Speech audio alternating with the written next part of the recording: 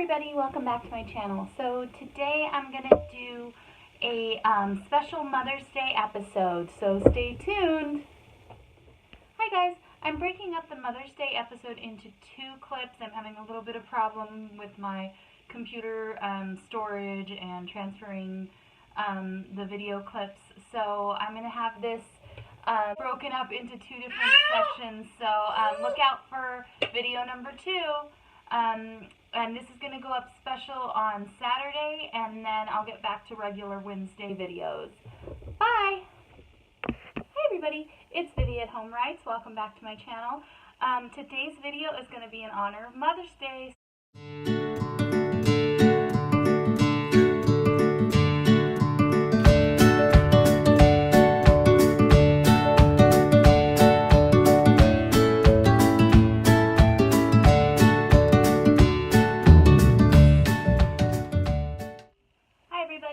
So today's video is inspired by the Mother's Day weekend is coming up this weekend, and I'm doing a author tag originated by Petrie, and I'm just going to jump right in. So she broke her tag into 4 sections, and I'm going to answer the questions in each section. So there's about 3 questions in each section. Section 1 is if you are a mom. What are the negatives and positives of having kids on your writing life? How does it affect your writing life? So the negatives and positives for me are the exact same thing. For me, the negative was the reason it's taken me so long to get into the, either traditional or indie published world is because I was not great at time management and juggling having kids. I had kids at a not young age, but fairly young for my generation, I guess. I had my first daughter when I was 25, and so that kind of threw off my whole path in life that I planned on. So it threw off the whole stage of life that I was in, which was finally starting to kind of take my life by the horns. And so learning to juggle the whole mom guilt thing of like, you have to be there for your kids, you have to have a job, or you have to contribute to the household, that kind of stuff really took over in the beginning, and I kind of forgot about my writing life. I had this goal dream, and so juggling that has been really tough over the past 10 years since I had my first child. So the pros of that are also that this past year, it's really taught me to juggle things out of priority and what are my priorities, and it's kind of focused my life a little bit more lately that I've really thrown myself into this goal of becoming a writer, becoming an author, publishing and all that, and really just making this my career. So it's kind of helped me figure out a lot of what is important to me, what I need to schedule, how I need to, how to focus my life more.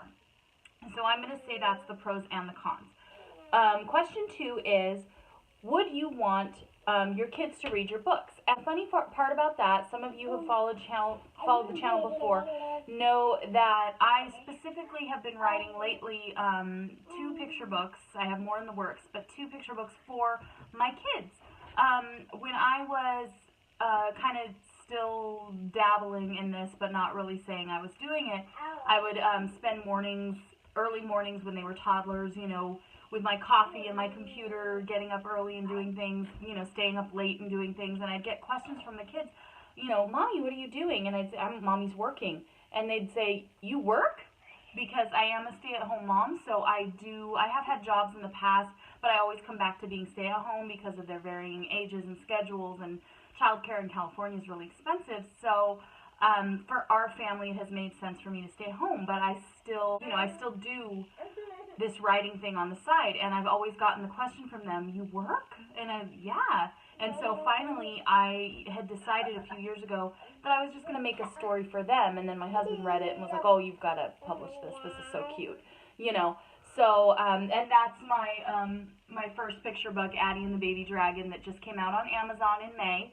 So if you want to check it out, here's a picture of my, I illustrated of my two little ones. My third is not in a picture book yet. So that, they want to read those things. That kind of helps them give mommy some space. When I say I'm working, then they know what I'm doing. And then also, my daughter she's gotten into chapter books over the last few years, and, you know, as she's moved up in the grades, her reading is getting better. She's really into reading now, and like I was when I was a kid. And so middle grade and chapter books are kind of also something I'd like. They're part of more of what I write anyway, so I'd really like for her to get into that. So The Many Adventures of Teensy and Squeaker, she's actively waiting for each chapter. She really is excited about that because I wrote a character in there that's based on her cat that we used to have that is now adopted out to my mother, that she grew up with. So she's avidly waiting for that. So question number 3.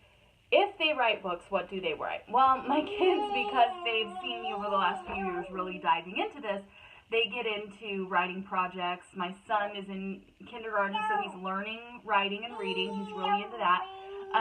Lately, they've gotten into the series Captain Underpants. It's like based on comic books.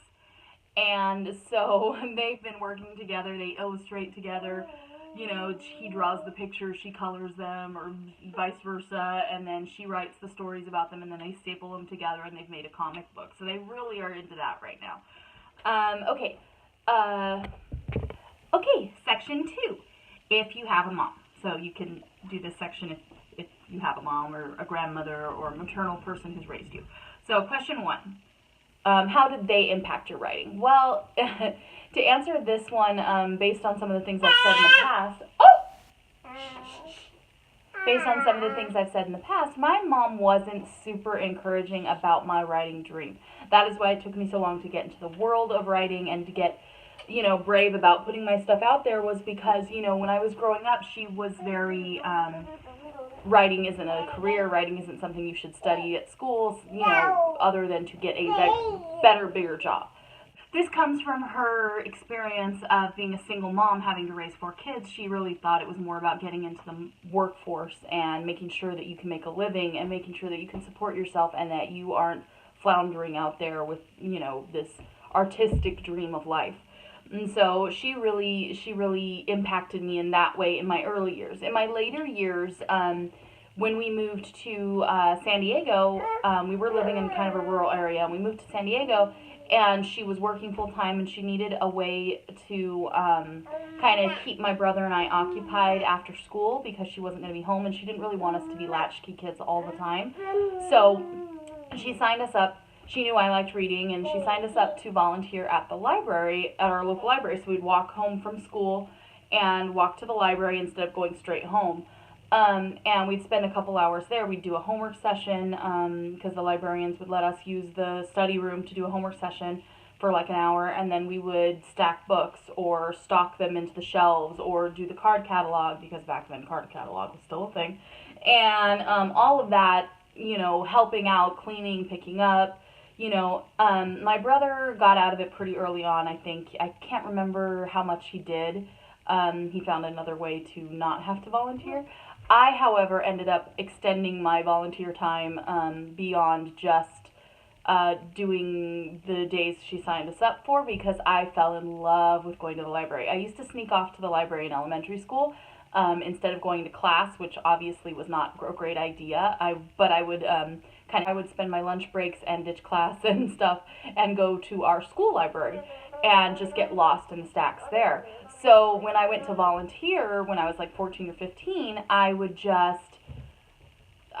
lose myself in the stacks of books. I would go through all of the carts that people had returned that I was supposed to restock, and I would get out books that I was excited about reading, and I would stash them aside and say, I'm going to check these out, and I'd read them and bring them back the next day. And then, you know, obviously I wasn't doing a lot of stuff in the evenings. I was kind of a loner. So, but it was like my heaven. So in sending me to do that, she created a whole new me in that I all of a sudden was reading things I probably never would have read just because I was stacking. I was putting things back that in different genres. I read biographies, I read romance, I read westerns, I read sci-fi, I read all sorts of categories because that's what I was, stocking back in the shelves. So, and then question number 3, question number 2, does your mother write? So again, in keeping with the whole, my mom doesn't really encourage that stuff, the funny thing I found out is that in her youth, she did write, actually. My mother has hearing loss, so she lost her hearing when she was in her preteens or teens. And I think it drew her inside of herself a lot, made her really self-conscious and shy. And so I found out one day going through her closet for something, and I found like a little box of stuff. She wrote poems, she wrote short stories, she wrote journals, and I was just blown away at this because this is what I did as a kid, and I'm going, well, how come you never told me this, And I also ended up finding out later one summer that my grandmother, I found out after she passed away that my grandmother used to write poetry and short stories as well. So maybe it's my blood, I don't know. And then question number 3 is, what are your mom's favorite books? So when I was a kid, my mom's favorite books, and also, growing up, my mom's favorite books were classics. So a lot of obscure classics like Siddhartha and things like books that have a lot of meaning, a lot of impact on society. Those were, or underappreciated books in their heyday, that are now like considered mind-blowing classics. Those were her books. Now that she's older, I've found that she reads a lot of self-help, and she still reads some of the classics, but she reads a lot of self-help and things to encourage other people to do better in their lives, because she's now retired and she has a lot of people she wants to help. So that's what she reads now. Hi guys, so I'm going to have this broken up into 2 different sections, so look out for video number 2. Bye!